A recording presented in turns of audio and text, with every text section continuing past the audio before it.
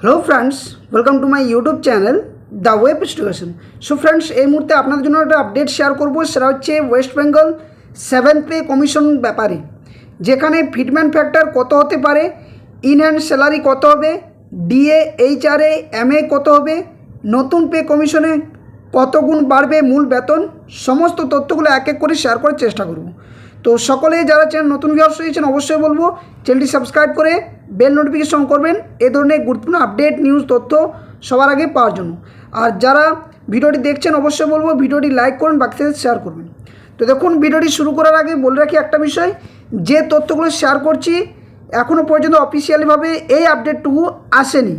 যদিও এর আগে রাজ্য সরকার তরফ থেকে আজকে আপনাদের সামনে সকালে একটা ভিডিও দিয়েছিলাম, যেখানে রাজ্য সরকার তরফ থেকে 7ম বেতন কমিশনের ব্যাপারে কিছু যে আর্জি বা প্রকাশ কিন্তু রাখা হয়েছে। তো তার মধ্যে যে সমস্ত বিষয়গুলো উঠে আসছে তার ভিত্তিতে এই যে তথ্যটা শেয়ার করছি, দেখা যাক কত ফিটমেন্ট ফ্যাক্টর হতে পারে, আগের ফিটমেন্ট ফ্যাক্টরগুলোই কী রাখা হয়েছিল, বর্তমানে কতটা আসতে পারে, এই ডিএ এইচআরএ এমএ বা কত বাড়বে, এই সমস্ত তথ্যগুলো সম্ভাব্য হিসেবে শেয়ার করছি। তো চলুন এক এক করে আলোচনা করা যাক। তো দেখুন, বলা হচ্ছে নতুন পে কমিশন কত বাড়বে মূল বেতন, হিসাবটা কী রয়েছে। তো ফিটমেন্ট ফ্যাক্টর পে হাইক ব্যাপারে কী বলা হচ্ছে না, নতুন বেতন কমিশন চালু হওয়া মানে সরকারি কর্মচারীদের মূল যে বেসিক পে সেখানে একটা বিরাট পরিবর্তন। কিন্তু কতখানি বাড়বে এই মূল বেতন তা নির্ধারিত হয় সাধারণত কি না ফিটমেন্ট ফ্যাক্টরের মাধ্যমে। তো সংক্ষেপে বললে বলা যায় যে এটি একটি গাণিতিক অনুপাত। পুরনো যে বেসিক পে তাকে কিন্তু এই অনুপাত দিয়ে গুণ করলেই তৈরি হয় নতুন মূল বেতন। তবে মনে রাখা দরকার যে মূল বেতন যতটা লাফিয়ে বাড়ে, কর্মচারীদের মাসকাবারি ইন হ্যান্ড বেতন কিন্তু ঠিক সেই একই অনুপাতে বাড়ে না। অর্থাৎ ফিটমেন্ট ফ্যাক্টরটি যেমন একদিকে গুরুত্বপূর্ণ, তেমনি মনে রাখবেন যে মূল বেতন যতটা বাড়বে ঠিক সেই হিসাবে মাসকাবারি কিন্তু ইন হ্যান্ড স্যালারি কর্মচারীদের সে অনুপাতে বাড়ে না। তো একদিকে কেন্দ্রীয় সরকার যখন 8ম পে কমিশন নিয়ে তোড়জোড় শুরু করেছে, অন্যদিকে তেমনি পশ্চিমবঙ্গের রাজ্য সরকারি কর্মচারীরা এখনও 6ষ্ঠ বেতন কমিশনের যে রোপা 2019 অনুযায়ী বেতন পাচ্ছেন। সেক্ষেত্রে নতুন বেতন কমিশনের সুপারিশে ফিটমেন্ট ফ্যাক্টর কীভাবে কাজ করবে, আর মহার্ঘ ভাতা বা ডিএ শূন্যে নেমে গেলেই বা নিট টেক হোম যেটা সেটা বেতনের হিসেবটা কোথায় গিয়ে দাঁড়াবে, পুরো অঙ্কটা পরিষ্কার করে বুঝে নেওয়া একটু প্রয়োজন। তো ফিটমেন্ট ফ্যাক্টর আসলে কি এবং এটি কিভাবে বেসিক পে বাড়ায়। তো দেখুন, দেশের মূল্যবৃদ্ধি এবং জীবনযাত্রার খরচের সূচক পর্যালোচনা করে বেতন কমিশন এই নির্দিষ্ট অনুপাত বা গুণের হার কিন্তু নির্ধারণ করে। তো অতীতে বেতন কমিশনগুলির দিকে তাকালে হিসেবটা একটা স্পষ্ট হবে, যেখানে 5ম যে বেতন কমিশন থেকে 6ষ্ঠ বেতন কমিশনে যখন আসে তখন ফিটমেন্ট ফ্যাক্টর রাখা হয়েছিল কত 1.86, এটা কিন্তু মনে রাখবেন 1.86, এবং 6ষ্ঠ বেতন কমিশন থেকে 7ম বেতন কমিশন যেটা এই অনুপাত বাড়িয়ে করা হয় 2.57। এবার যে বিষয়গুলো আসছে সেটা হচ্ছে একটা উদাহরণ দিয়ে দেখলে বিষয়টি বোঝা যাবে। তো দেখুন, বলা হচ্ছে 7ম পে কমিশনে যদি 6ষ্ঠ স্কেলের অধীনে কারো বেসিক পে যদি 7,000 টাকা থাকতো, তবে যদি 2.57 ফিটমেন্ট ফ্যাক্টর প্রয়োগের পর তার নতুন যে মূল বেতন দাঁড়িয়ে সেটা দাঁড়াবে কত 18,000। কারণ কি, এই যে 7,000-এর সাথে 2.57কে মাল্টিপ্লাই করলে আপনাদের 18,000 টাকা আসছে। এবার আসছে ফিটমেন্ট ফ্যাক্টরের তারতম্যে মূল বেতন কতটা বাড়তে পারে। তো রাজ্য 7ম বেতন কমিশন চালু হলে সম্ভাব্য ফিটমেন্ট ফ্যাক্টর অনুযায়ী বেসিক পের যে বৃদ্ধি সেটা হতে পারে বিভিন্ন ধরনের। তার মধ্যে কি একটা প্রথমত যেটা বেশি চর্চিত বিষয় সেটা হচ্ছে 2.57 ফ্যাক্টর নিয়ে। তো এখানে বলা হচ্ছে যদি 2.57 ফ্যাক্টর থাকে ফিটমেন্ট ফ্যাক্টর, তো সেখানে বেসিক পে বাড়বে প্রায় 157% বলা হচ্ছে, 157% বেসিক পেটা। অর্থাৎ কারো যদি 10,000 টাকা বেসিক পে থাকলে তা বেড়ে দাঁড়াবে 25,700 টাকা। অর্থাৎ এর সাথে মাল্টিপ্লাই 2.57 করলে যেটা হচ্ছে সেই পরিমাণটা। এবার যদি ফিটমেন্ট ফ্যাক্টর 2.86 হয় তাহলে বেসিক পেতে বাড়ে প্রায় কত 186%। সেক্ষেত্রে 10,000 টাকার বেসিক পে পৌঁছে যাবে 28,600 টাকায়। আবার যদি ফিটমেন্ট ফ্যাক্টর 3.68 হয় তাহলে বেসিক পেতে বাড়বে 268%।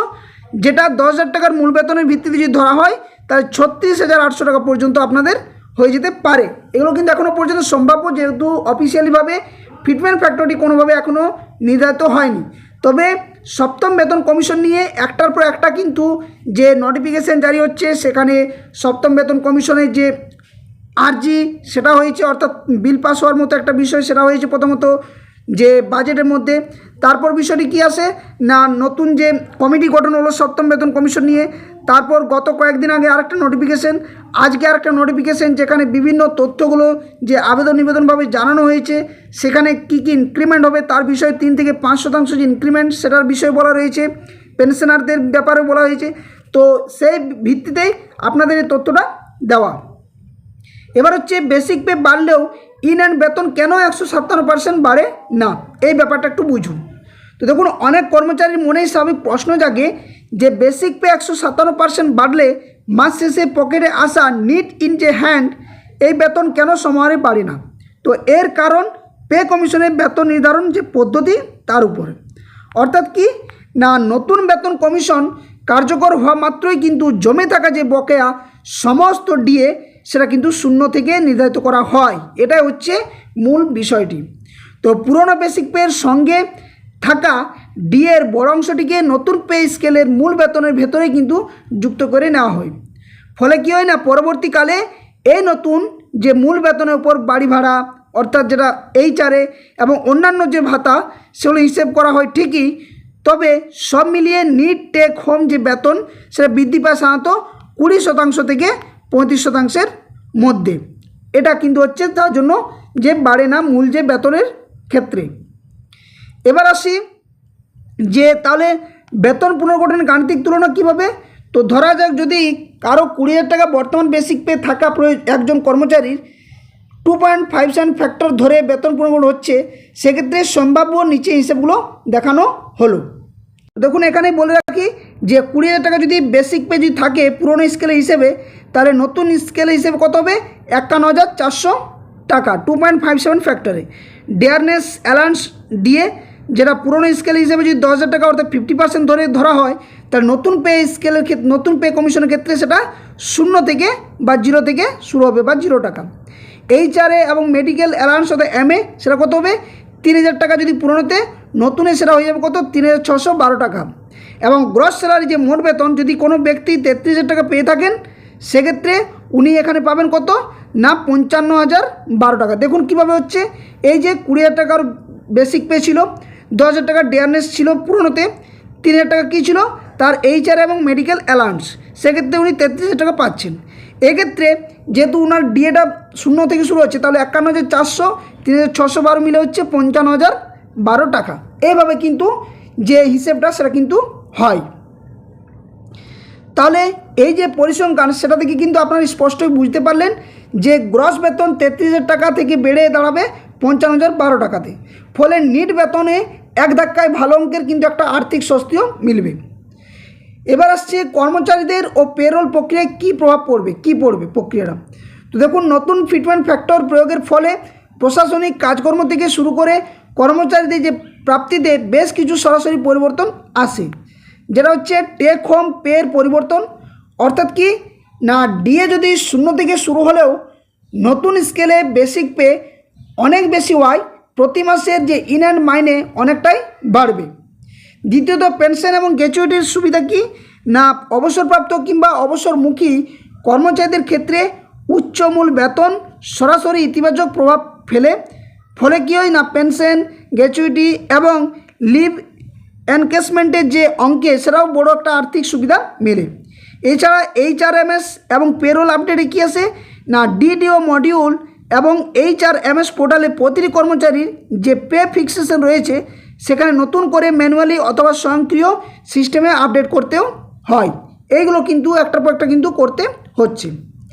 তো এই হচ্ছে সম্ভাব্য যে সম্পূর্ণ তথ্য বা গাইডলাইন্সটা সেটা কিন্তু এখানে দিলাম আপনার সামনে। যদিও এখনও পর্যন্ত এই ব্যাপারে অফিসিয়ালি কিছু আপডেট আসেনি, আমি প্রথমে ভিডিওতে বললাম, শুধুমাত্র আপনাদের যে একটা বেসিক ধারণা তৈরি করার জন্য কিভাবে এটাতে ফিটমেন্ট ফ্যাক্টরে কাজ করতে পারে, ইনহ্যান্ড স্যালারি বা কত হতে পারে, ডিএ এইচআরএ এমএ বা কত বাড়বে, বা পেনশনারদের ক্ষেত্রে কত গুণ মূল বেতন বাড়বে, পেনশনভোগীদের জন্য সুবিধায় বা কী আসবে এবং নতুন পে কমিশনে যে আপনাদের মূল বেতন কীভাবে বাড়ছে সেই তথ্যটুকুটা শেয়ার করলাম। অবশ্যই অফিসিয়াল আপডেট আপনারা অপেক্ষা করুন, পাবেন। এবং সেখানে রাজ্য সরকার তরফ থেকে ফিটমেন্ট ফ্যাক্টরের সব থেকে যেহেতু ভাইটাল বিষয়, সেখানে কত টাকা হচ্ছে সেটাও কিন্তু অফিসিয়াল নোটিফিকেশান না আসা পর্যন্ত বোঝা মুশকিল। তবে যে বিভিন্ন তথ্য উঠে আসছে তাতে করে 2.57টাই বেশি কার্যকরী হতে পারে বলে একটা ধারণা তৈরি হচ্ছে। তো দেখা যাক কী আপডেট আসে, অবশ্যই সেই তথ্যগুলো আপনার সামনে শেয়ার করার চেষ্টা করব। তো ধন্যবাদ, জয় হিন্দ, সকল সুস্থ থাকুন, ভালো থাকুন এই ধরনের গুরুত্বপূর্ণ আপডেট নিউজ তথ্য পাওয়ার জন্য। ধন্যবাদ।